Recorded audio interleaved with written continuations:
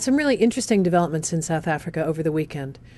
President Thabo Mbeki, who has governed South Africa for 9 years since Nelson Mandela stepped down as president just after the end of apartheid, announced his resignation. And this came about as a result of a meeting of the African National Congress, the main party of which Mbeki is a member and Nelson Mandela also was, having met and determined that it was indeed time for President Mbeki to step down. He agreed with their findings and did announce over the weekend that he would resign as the president of South Africa, serving until such time as all the constitutional obligations can be met attendant to making way for a new president. This is a really major development. Obviously, it's major for South Africa because it means a change in the presidency, and there will be elections in the spring and interim president in the meantime. And Mbeki has, as I said, been president for 9 years.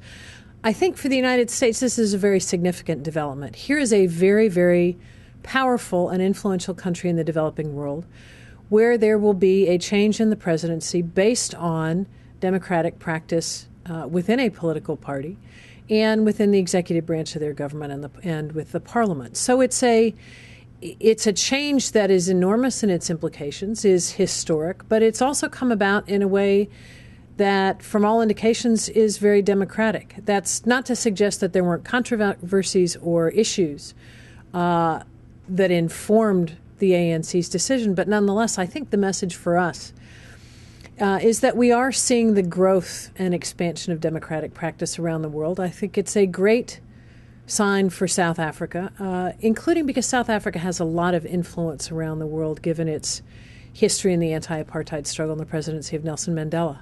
This is also really important because of a number of things going on in South Africa right now.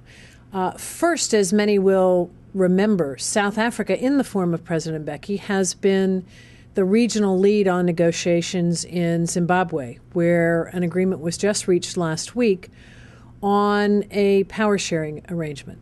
Now, whether President Mbeki will continue to hold that brief or whether that will be transferred to the next president or some other official remains to be seen. But again, South Africa has played a prominent role in Zimbabwe as it does in regional issues across Africa.